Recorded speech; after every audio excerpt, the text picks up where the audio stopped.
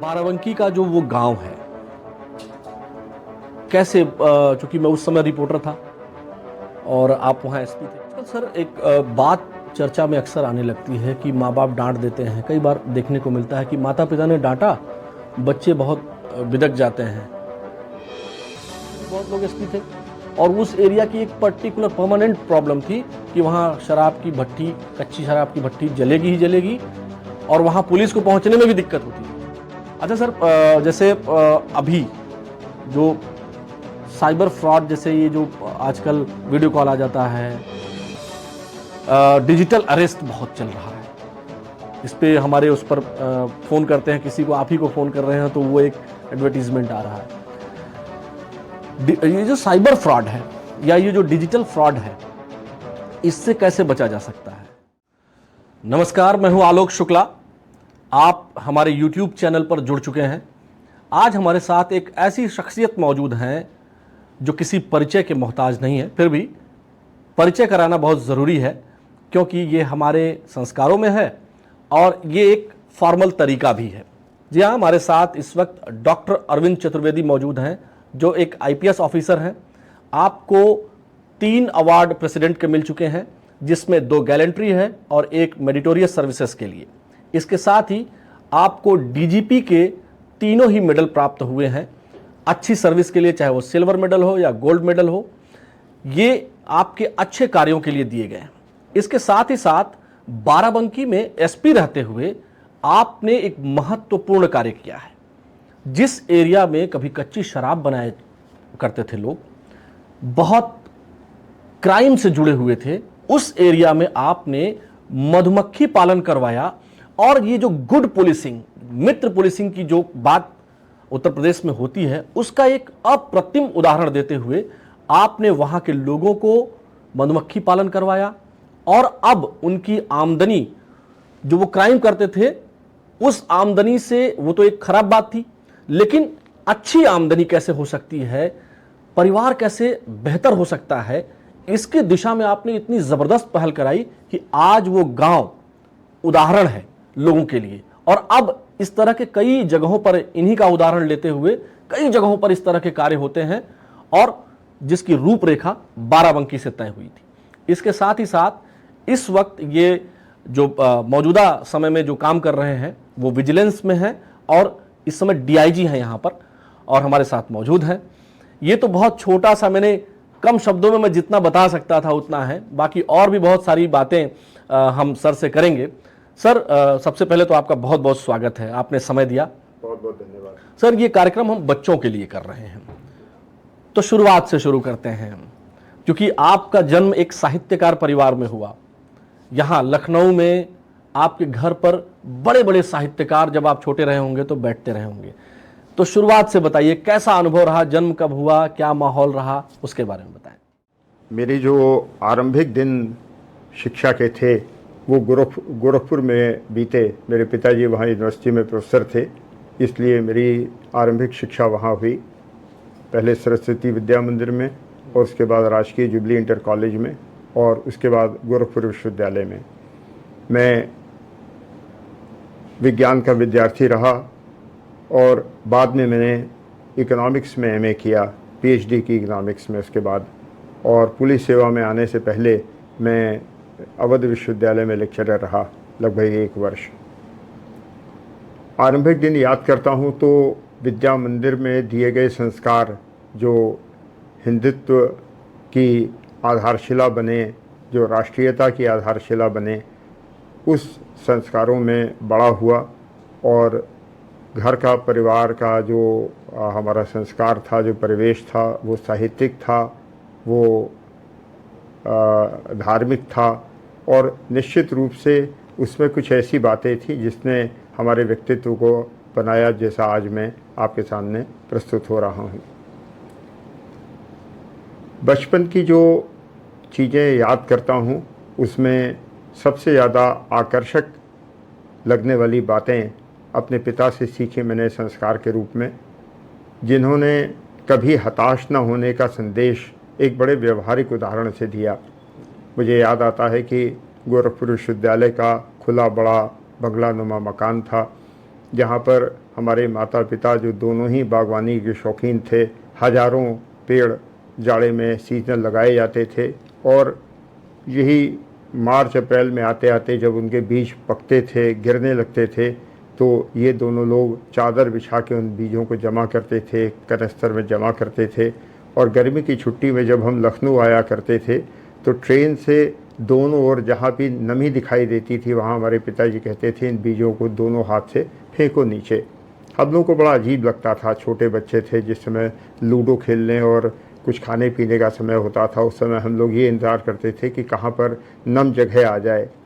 हमारे पिता कहते थे कि ये लाखों बीज तुम्हारे बगीचे में बरसात में सड़ जाते, लेकिन अब इनको जहाँ पर नमी मिलेगी वहाँ ये उपजेंगे, आते जाते लोगों को अपने फूलों से आकर्षित करेंगे, प्रसन्न करेंगे। कोई बच्चा अपने स्कूल में ले जाएगा, कोई अपने पूजा घर में ले जाएगा, कोई अपने अध्यापक को देगा।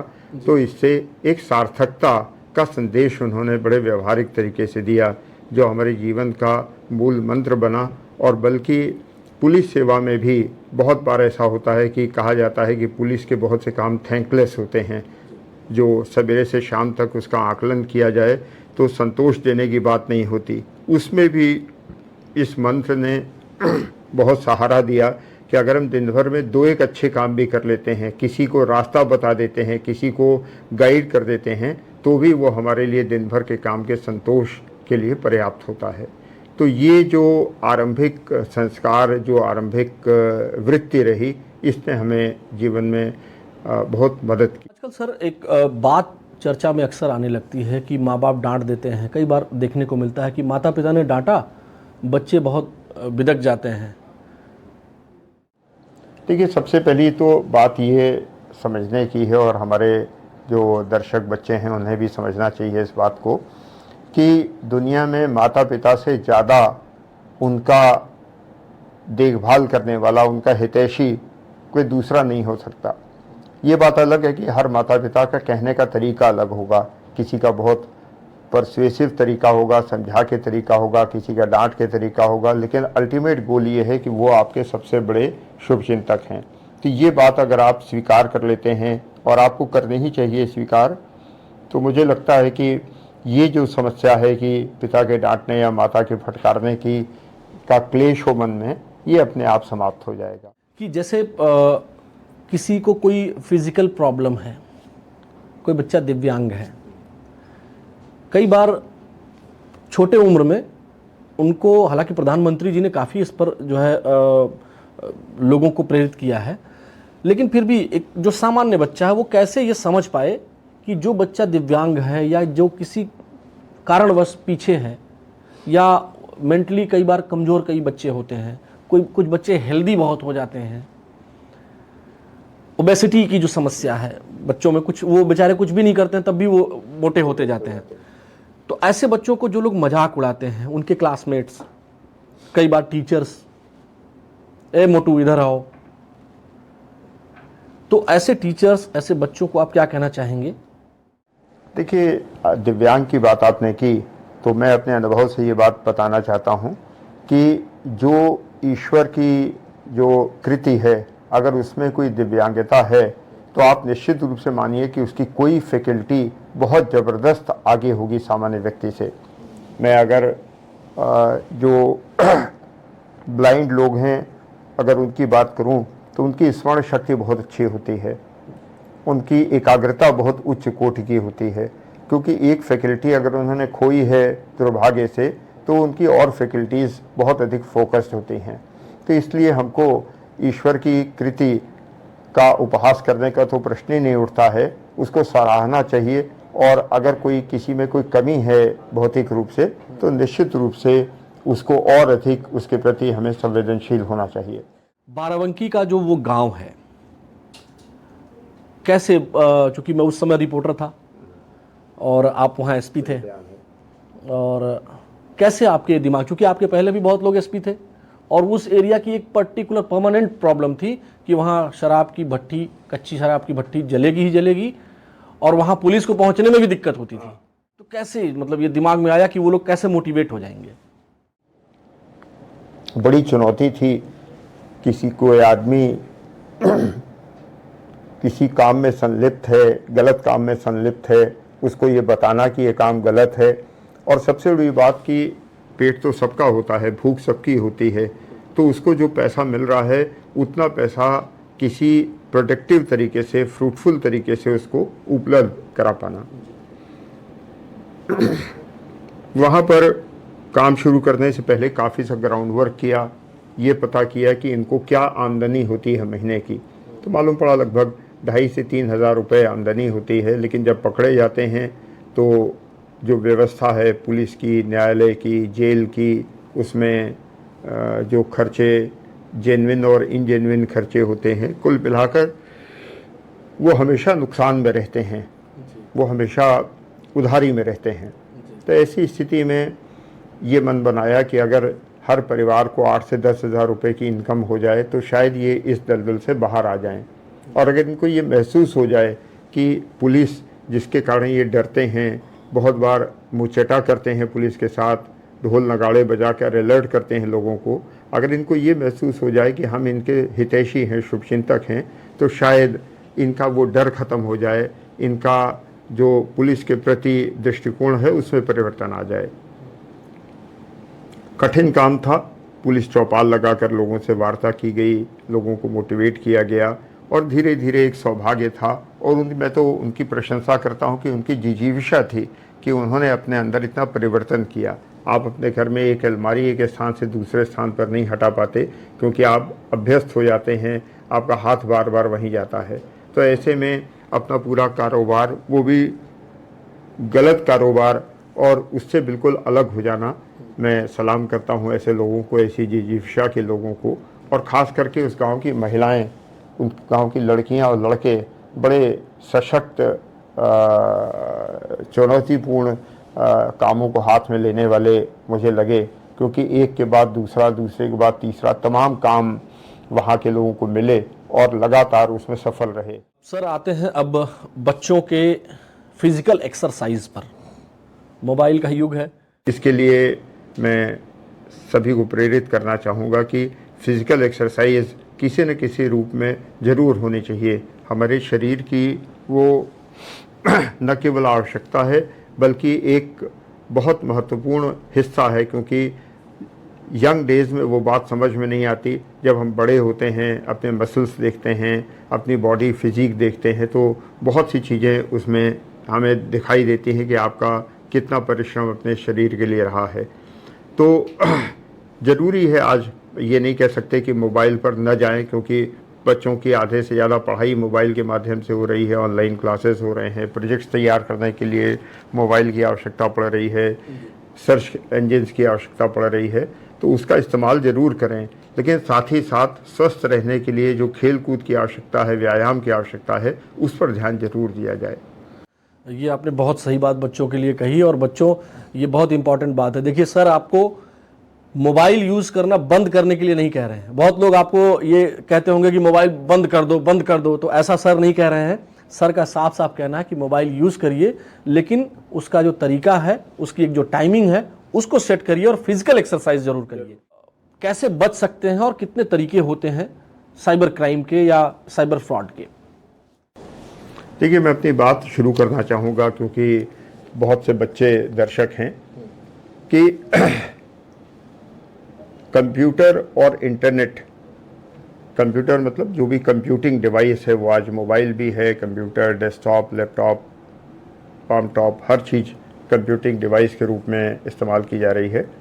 और उसका दूसरा अवयव है इंटरनेट, जो आपको दुनिया के एक क्षितिज पर ले जाता है, इंटरैक्टिव प्लेटफॉर्म पर ले जाता है। इंटरनेट की जो सबसे महत्वपूर्ण कमी है वो इसकी एनोनिमिटी है, चेहरा नहीं है, नाम नहीं है, इसकी जो गुमनामी है वही इसका सबसे बड़ा अभिशाप है इंटरनेट का। इंटरनेट पर किसी व्यक्ति को पहचानना एक डिवाइस तक सीमित है, एक सिम नंबर तक सीमित है। वो व्यक्ति कौन है, इसके बारे में सही पता करना एक पुलिस के लिए हमेशा चुनौती रहती है।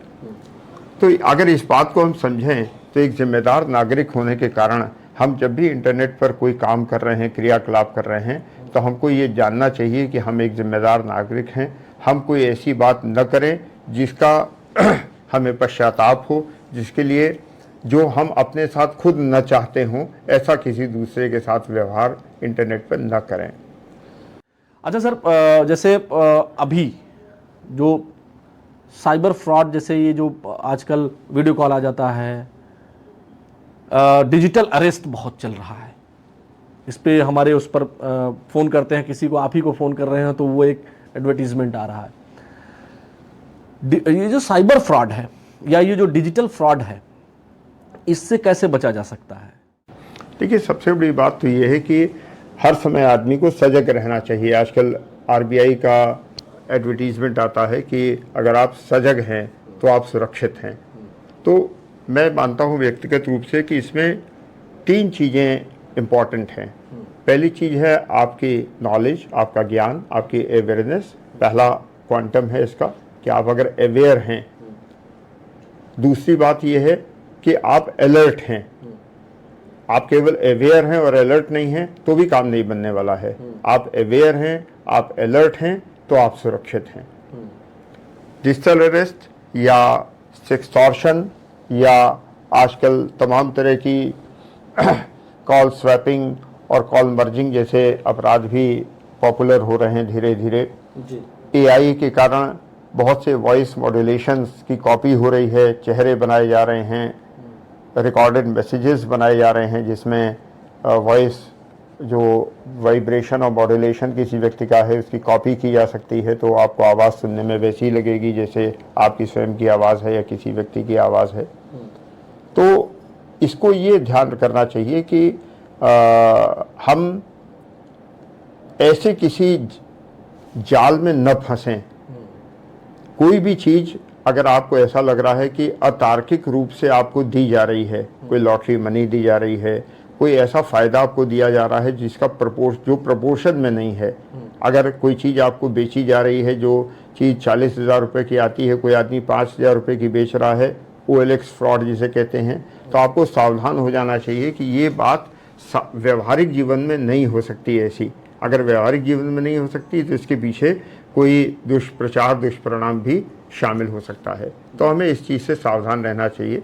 दूसरा ये कि जो QR कोड आजकल एक बहुत सामान्य पेमेंट का मोड हो गया है, उसमें हमेशा ध्यान रखना चाहिए कि QR कोड हमेशा पेमेंट करने के लिए स्कैन किया जाता है, पेमेंट प्राप्त करने के लिए स्कैन नहीं किया जाता है, जो गलतियाँ अक्सर आजकल हो रही हैं।